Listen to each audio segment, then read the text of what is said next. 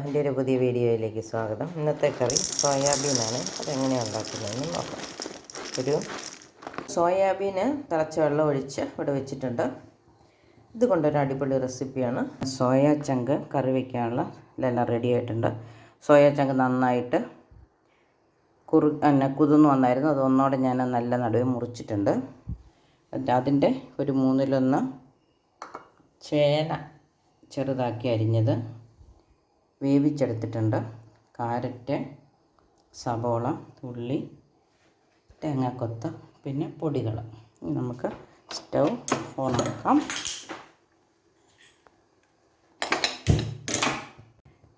എണ്ണ ഒഴിച്ച് കൊടുക്കാം. ഒരു 1.5 ടീസ്പൂൺ എണ്ണ ഞാൻ ഒഴിച്ചിട്ടുള്ളൂ കേട്ടോ. അതിനകത്ത് അല്പം കടുകിട്ട് കൊടുക്കാം. കടുകിട്ട് പൊട്ടുമ്പോൾ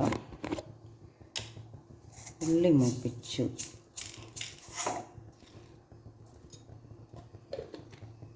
കടുക് പൊട്ടി ഉള്ളി ഇട്ട് കൊടുത്തു. ഉള്ളി മൂത്ത് വരുമ്പോൾ നമുക്ക് സബോള ഇട്ട് വഴറ്റാം. ഇനി നമുക്ക് സബോള ഇട്ട് കൊടുക്കാം.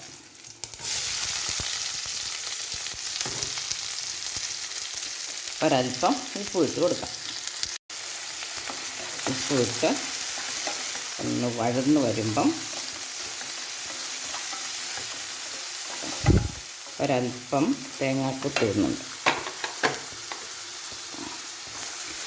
ചാറാക്കാനുള്ളതല്ലേ, ഒത്തിരി ഒന്നും വഴലണ്ട. ഇനി നമുക്കത് ഇതിൻ്റെ കൂടെ കിടന്ന് വേവാനുള്ളതുമല്ല.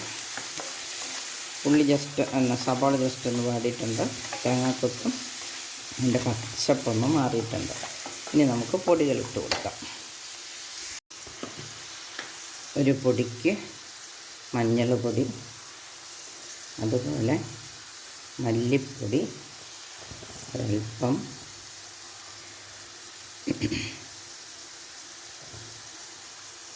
കാശ്മീരി മുളക് പൊടി, ഇനി ഒരൽപ്പം ഗരം മസാല.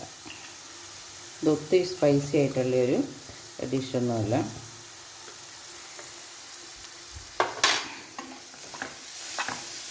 പിന്നെ ചേനയ്ക്കകത്ത് നമ്മളൊരൽപ്പം ഉപ്പും മുളകും മഞ്ഞളും ഇട്ട് വേവിച്ചതുമാണ്. ഇനി നമുക്ക് സോയാ ബോൾ ഇട്ട് കൊടുക്കാം. ഇതൊന്ന് കുതിർത്തി അരിഞ്ഞു വെച്ചിരിക്കുന്നതാണ്. കുതിർത്തി അരിഞ്ഞു വെച്ചിരിക്കുന്ന സോയാ ബോൾ ചൂടുവെള്ളം ഒഴിച്ച് കുതിർത്തിയതാണ്.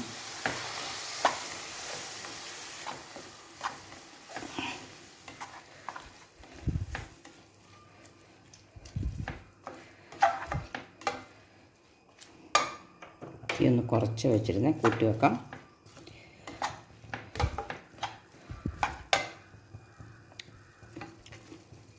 ഒരൽപ്പം ഇട്ട് കൊടുക്കാം.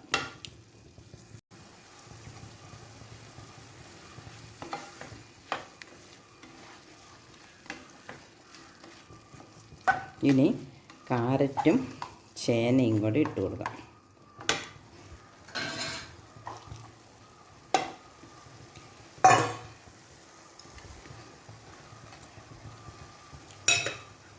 കാരറ്റിന് അധികം വേവില്ലല്ലോ, ചേന വെന്തതുമാണ്. സോയാബോളിനും അധികം വേവില്ല.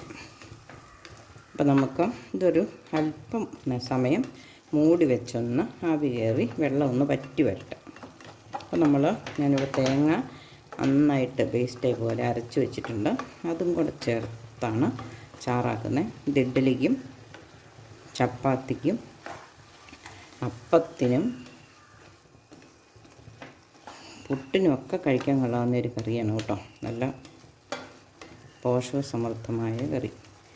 നമുക്ക് ഇതൊന്ന് മൂടി വയ്ക്കാം. മൂടി വെച്ചു. ഒരു 2-3 മിനിറ്റ് അവിടെ ഇരുന്നൊന്ന് വെള്ളം പറ്റി വെന്ത് വരട്ടെ. എന്തായി എന്ന് നോക്കാം.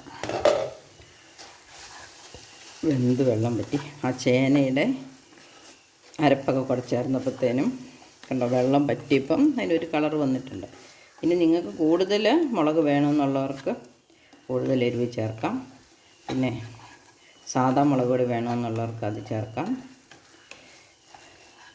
പിന്നെ എണ്ണയ്ക്കകത്ത് മുഴുവനോടെ സ്പൈസസ് ഇടണമെന്നുള്ളവർക്ക് അങ്ങനെ ഇടാം. വെള്ളം പറ്റി വന്നിട്ടുണ്ട്. ഇനി നമുക്ക് തേങ്ങ അരച്ച് വെച്ചിരിക്കുന്നത് ചേർക്കാം.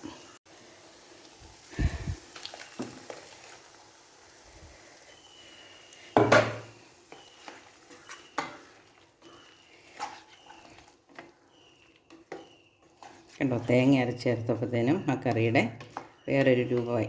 ഇനി നമുക്ക് ഒരല്പം, ഇനി തേങ്ങ പാൽ ചേർക്കാണ്ടെങ്കിൽ അത് മതി കേട്ടോ. പക്ഷെ തേങ്ങ പാൽ ചേർക്കുന്നതിലും ടേസ്റ്റ് എനിക്ക് അനുഭവപ്പെട്ടത് ഇങ്ങനെ അരച്ച് ചേർക്കുമ്പോഴാണ്. ഉപ്പുണ്ടോ എന്ന് നോക്കാം.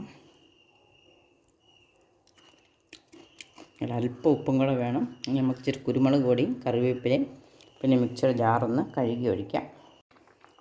നമ്മുടെ കറി തിളച്ച് വന്നു. ഞാൻ കറിവേപ്പില ചേർത്തു. ഇനി അല്പം കുരുമുളക് പൊടിയും കൂടി ചേർക്കാം.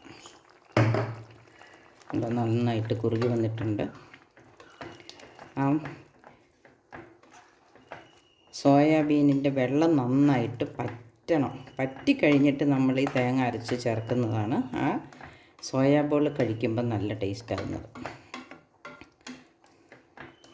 അപ്പം നിങ്ങളെല്ലാവരും ഇതുപോലെ ഒന്ന് ട്രൈ ചെയ്ത് നോക്കണം. സോയാബോൾ തന്നെ വെക്കുന്നതിനേക്കാൾ ടേസ്റ്റും ഗുണവും കൂടുതലുണ്ട്.